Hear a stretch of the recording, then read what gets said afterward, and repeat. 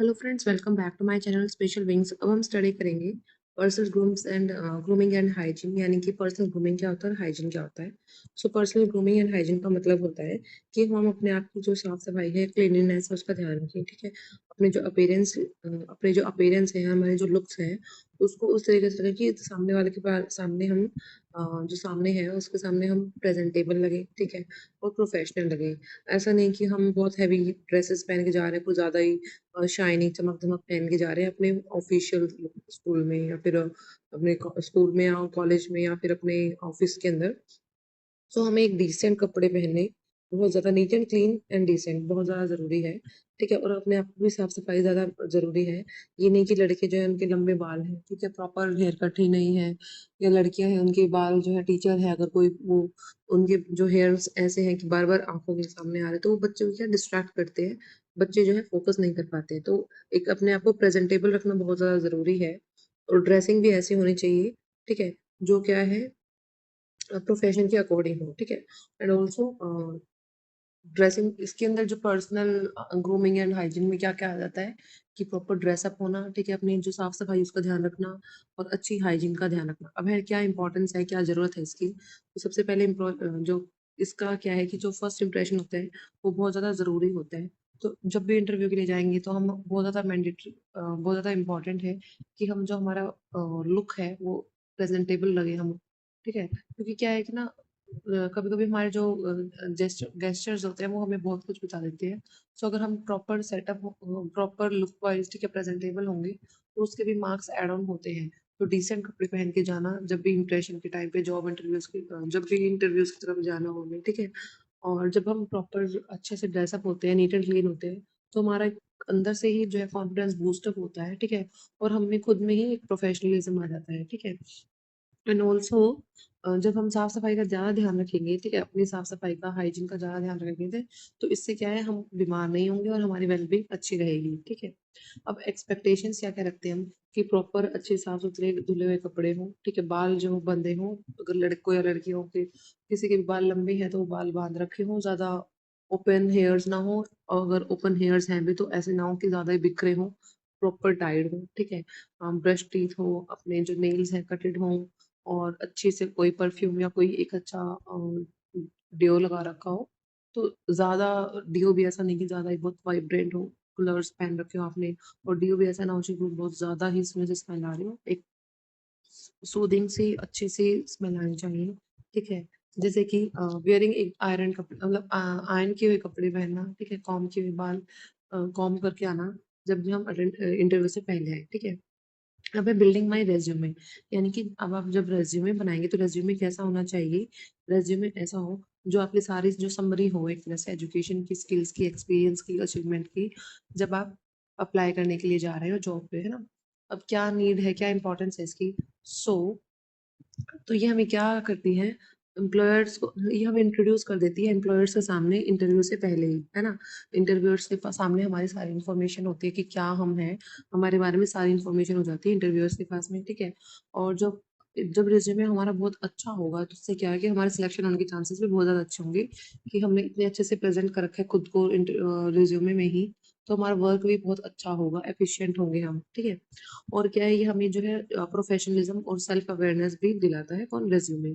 Expectations यही रखी जाती है कि प्रॉपर क्लियर लेआउट हो, लाइक कि सबसे पहले अपना नाम, पर्सनल डिटेल्स होंगी, फिर हमारी 10th की क्वालिफिकेशन, फिर 12th की, फिर क्या हमारी हॉबीज हैं उसके, फिर हमारी क्या एक्सपेक्टेशंस हैं, ठीक है, वो सब प्रॉपर लेआउट्स बना रखे हों, एक्यूरेट हो इन्फॉर्मेशन, ठीक है, कोई फेकनेस ना हो उसमें, और कस्टमाइज हो, जो भी हमें जो जॉब चाहिए उसके अकॉर्डिंग हो। ये ना हो कि जॉब टेक्निकल की और हम लिख रहे हैं कि हमें पेंटिंग आती है, ठीक है, तो जो जॉब है उसके अकॉर्डिंग ही हमें, जो जॉब रोल है उसके अकॉर्डिंग ही हम अपनी स्किल्स लिखें।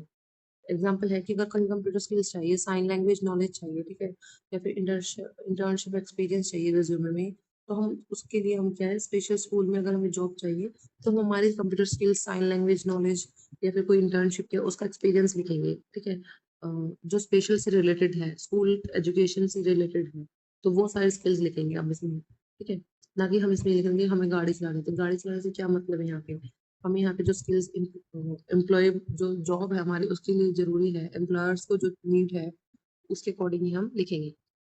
नेक्स्ट है प्रिपेयरिंग फॉर इंटरव्यू।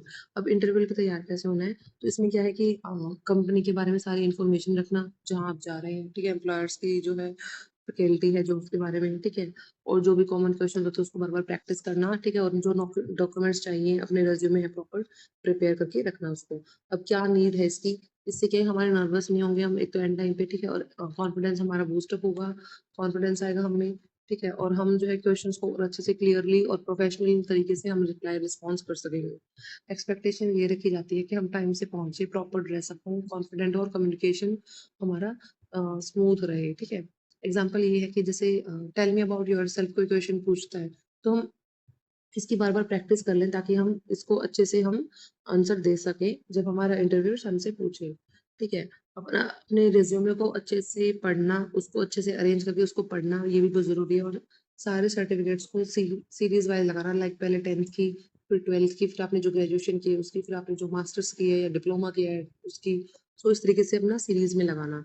फिर है डिकोडिंग इंटरव्यूज़। डिकोडिंग इंटरव्यूज़ का मतलब है कि अंडरस्टैंड करना, समझना इस चीज़ को कि क्या पर्पज़ है क्वेश्चन का, इंटरव्यू क्वेश्चंस का, ठीक है?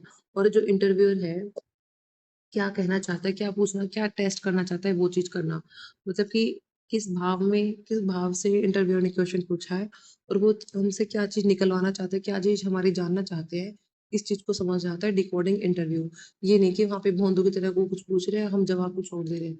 तो इसका मतलब क्या है, आप या तो अवेयर नहीं है, सेल्फ अवेयर नहीं है, ठीक है? अलर्ट नहीं है, एक्टिव नहीं है या फिर आप समझ ही नहीं पा रहे हैं। तो समझ ही नहीं पा रहे तो फिर आपकी ज़रूरत ही क्या है वहाँ पे जब आप एम्प्लॉयर्स की बात नहीं समझ पाते हैं, ठीक है? तो डिकोडिंग का मतलब यहाँ पे क्या है कि डिकोड करना इंटरव्यूअर्स की बात को, तो वो उनकी बात को समझना किस संदर्भ में, किस कॉन्टेक्स्ट में उन्होंने वो बात बोली है, ठीक है?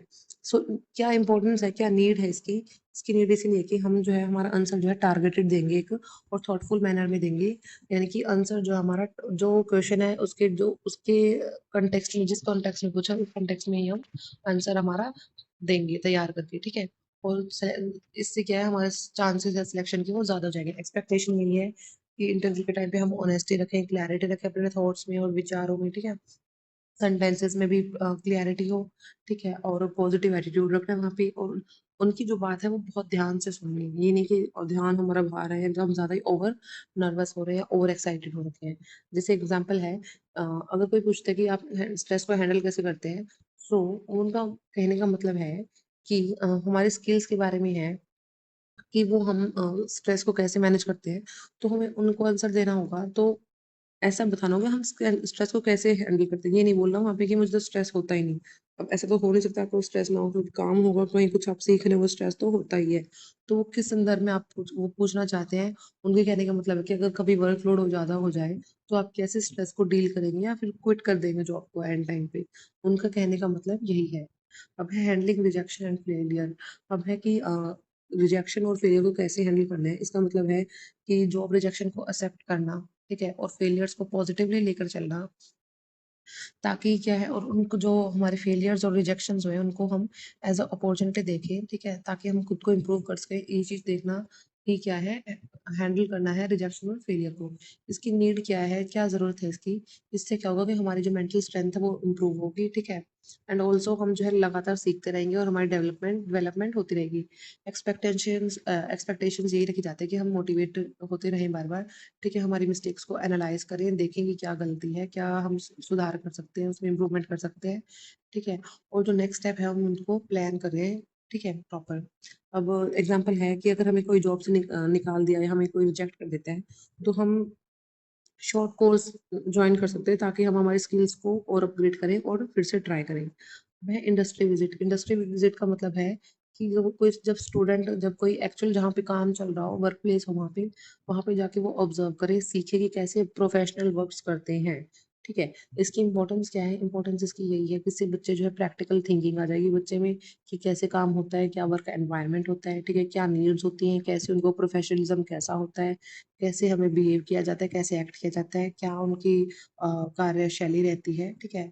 And also a, suitable career path भी अगर बच्चा वहाँ जाके देख रहा है कि कहाँ का क्या वर्क एनवायरनमेंट है, तो उसको जो वर्क एनवायरनमेंट उसको लगता है कि ये बेस्ट है मेरे लिए, तो वो उसके career as a career choose कर सकता है।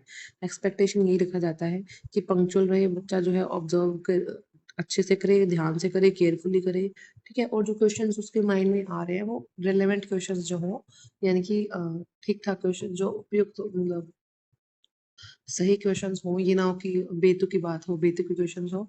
सो सही क्वेश्चंस पूछना बच्चे का, तो इससे क्या होंगे, उससे ब बच्चा क्लियर होगा जब क्वेश्चन पूछेगा। तो यही एक्सपेक्टेशंस रखी जाती हैं बच्चे से, ठीक है? जब उसको हम विज़िट पर लेके जाते हैं। एग्ज़ाम्पल है कि अगर हम बच्चे को कोई प्रिंटिंग प्रेस में लेके जाएँ या फिर रिहैबिलिटेशन सेंटर में लेके जाएँगे, कैसे देखें कि कैसे वर्कर्स या थेरेपिस्ट काम करते हैं। जैसे मैं एक बार जब स्टार्टिंग में स्पेशल स्कूल में गई थी, तो मैं वहाँ जाके डर गई थी जब मैंने सभी इतने सारे आईडी बच्चों को देखा था, जब क्योंकि वहाँ पे उस टाइम छुट्टी हुई थी, सब बच्चे एकदम से भाग के आए। तो उससे क्या हुआ, मेरा जो एक्सपीरियंस एकदम फर्स्ट एक्सपीरियंस था, मैंने जाते ही ये चीज़ ऑब्ज़र्व की कि सारे एकदम से भाग रहे थे, तो मैं डर गई थी उस टाइम पे। लेकिन जब उनके साथ डील किया तो उससे क्या हुआ, उनको मैंने और ऑब्ज़र्व किया, फिर थोड़े टाइम बाद में जब वो नेक्स्ट डे जब वो लंच कर रहे थे, खेल रहे थे, ठीक है, अपने क्लासरूम में बैठे थे, तो उससे क्या हुआ, मैंने ऑब्ज़र्व किया 2-3 दिन, तब मुझे पता चला। तो एक एनालिसिस लगाना, ये नहीं कि फर्स्ट इंप्रेशन में ही फर्स्ट टाइम जो आप सोच रहे हैं, देख रहे हैं, ठीक है, या कोई एक ऐसा एक थोड़ा बैड एक्सपीरियंस रह जाए, तो उससे आप डर जाएँगे। लेकिन आपको अच्छे से ऑब्ज़र्व करना है, एनालिसिस करना है, ठीक है? So next is reflection after industry visit. अब है कि इंडस्ट्री विज़िट के बाद की बात। तो इसमें क्या है, हमने क्या देखा इंडस्ट्री विज़िट में जब हम गए थे, जहाँ वर्क प्लेस में हम गए थे, हमने वहाँ क्या देखा, ठीक है? और जो हमें उस जो एक्सपीरियंस है हमारा, उसको हम लिखें या डिस्कस करें, that is reflection after industry visit. तो इसकी क्या ज़रूरत है? इसकी ज़रूरत यही है कि हमें जो रियल वर्ल्ड एक्सपोज़र है, वो मिलता है और हम जो है बेटर करियर डिसीज़न ले पाते हैं। एक्सपेक्टेशन ये रखी जाती है कि हम हमारा जो है ऑनेस्ट आंसर दें, ठीक है? ऑनेस्ट दें और थॉटफुल सोच समझ के ही जो फीडबैक दें, जो हमारे एक्सपीरियंस के बेस पे हो। ऐसे ना हो कि हम मनगढ़ंत कहानी लिखें, जो हमने एक्सपीरियंस किया है उसको हम सोच के ही लिखें फीडबैक, ठीक है? एग्ज़ाम्पल यही है कि हमारी कैसे टीम का वर्क काम हो रहा था, कैसे इम्पोर्टेंट है स्पेशल एजुकेशन में टीम वर्क, वो सब लिख सकते हैं हम। Next is introduction to platform based jobs, यानी कि प्लेटफ़ॉर्म जिसमें क्या है, ऑनलाइन प्लेटफ़ॉर्म जैसे कि वेबसाइट हो गई या मोबाइल ऐप्स हो गई, वहाँ पे जो जॉब ऑफ़र हो, उसको हम बोलेंगे प्लेटफ़ॉर्म बेस्ड जॉब्स, ठीक है? एक प्लेटफ़ॉर्म बन जाता है, जो वेबसाइट है, जैसे ऑनलाइन प्लेटफ़ॉर्म, यानी कि यहाँ पे प्लेटफ़ॉर्म का मतलब है ऑनलाइन प्लेटफ़ॉर्म, ठीक है? इसमें क्या है, टास्क बेस्ड, फ्रीलांस या फिर रिमोट वर्क अपॉर्च्युनिटीज़ होती हैं, यानी कि अ, यहाँ से वहाँ, कहीं से कहीं जाके काम करने की अपॉर्च्युनिटीज़ मिलती हैं। इसकी इम्पोर्टेंस या नीड क्या है?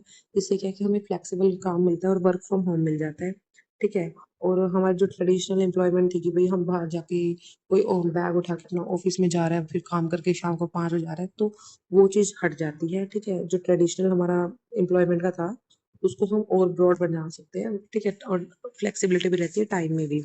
एक्सपेक्टेशन यही रखी जाती है कि डिजिटल लिटरेसी हो, यानी कि कंप्यूटर चलाने का ज्ञान हो, साक्षर हो हम, ठीक है? टाइम मैनेजमेंट आता हो कि भई जब कभी काम ज़्यादा हो तो घर पे ये नहीं कि उसको टाल दिया या हम सो गए। काम पूरा करना, टाइम को मैनेज करना अपना, ठीक है? और रिलायबिलिटी रखना। एग्ज़ाम्पल है कि ऑनलाइन ट्यूटर है, ठीक है?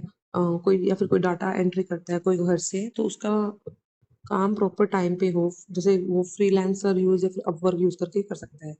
अब है next, applying for jobs through online portals. हम जॉब्स को अप्लाई कर सकते हैं ऑनलाइन पोर्टल्स के थ्रू, जैसे कि कोई वेबसाइट को यूज़ करके, ठीक है? ऐप्स को यूज़ करके, सर्च करके हम अप्लाई कर सकते हैं जॉब्स के लिए, ठीक है? जैसे काफ़ी सारे वो होते हैं, जैसे सरकारी डॉट कॉम हो गया, नौकरी डॉट कॉम हो गया, Indeed, LinkedIn, government job sites etcetera होती हैं। क्या नीड्स है इसकी? इससे क्या है कि जो बच्चा है, वो स्टूडेंट जो है, वो क्या करेगा, जॉब्स को और जल्दी ढूँढ सकता है, क्योंकि बहुत सारी साइट्स हैं।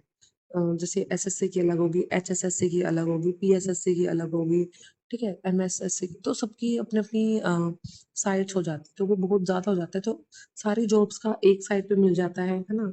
तो वो बहुत ईज़ी रहता है। तो इसका मतलब यही हुआ कि हम साइट्स को, डिफरेंट-डिफरेंट साइट्स को देखकर, एक्सप्लोर करके अपनी जो अपॉर्च्युनिटीज़ है उसको बढ़ाएँ, ठीक है? और हम क्या है, इससे क्या है, हम मल्टीपल जॉब्स के लिए अप्लाई कर सकते हैं ईज़िली। एक्सपेक्टेशन ये रखी जाती है कि हम हमारी एक प्रोफाइल बनाएँ, ठीक है? अपना एक रिज़्यूमे अपलोड कर दें और फिर केयरफुली देखते रहें कि क्या-क्या जॉब्स की एक्सपेक्टेशंस है, उसके अकॉर्डिंग हम हमारे जो एलिजिबिलिटी है जॉब्स की, उसके अकॉर्डिंग हम अप्लाई करें।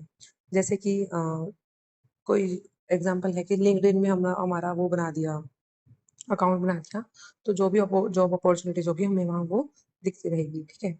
नेक्स्ट इज 10.10 एनरोलिंग फॉर अप्रेंटिसशिप्स, यानी कि इसमें क्या है कि फॉर्मल ट्रेनिंग प्रोग्राम होता है। इसके अंदर क्या है, कोई स्किल्ड या प्रोफेशनल या फिर सुपरवाइजर, किसी के सुपरविजन में हम काम करते हैं। ठीक है, वो जो पर्सन है वो सीखता है काम करना। इसकी नीड या इंपॉर्टेंस यही है कि हैंड ऑन एक्सपीरियंस हो जाता है। ठीक है, जॉब रेडी स्किल्स हो जाती हैं। ठीक है, और एम्प्लॉयबिलिटी आ जाती है। एक्सपेक्टेशंस तो यही रखी जाती है कि कमिटमेंट रखे। ठीक है, और लर्निंग एटीट्यूड रहे, सीखने की जो है इच्छा हो, हमेशा सीखने के लिए तत्पर रहे वो। ठीक है, और अटेंडेंस भी रेगुलर हो। एग्जाम्पल है कि वोकेशनल रिहेबिलिटेशन सेंटर में अगर आपको जाना है तो प्रैक्टिकल नॉलेज मिलेगी। तो जितना आप प्रैक्टिकल वर्क करेंगे उतनी आपको नॉलेज मिलती रहेगी। तो आपको डेली वहाँ पे जाना होगा। डेली जितना हो सके आप उसको बाय हैंड जो है पर अपना काम करेंगे, ऑन इन हैंड सर्विस करेंगे आप अपना, उतना ही जल्दी आप उतने ही ज़्यादा स्किल होंगे। थैंक यू सो मच, इसमें इतना ही था। नेक्स्ट वीडियो के लिए आप please like share and subscribe my channel.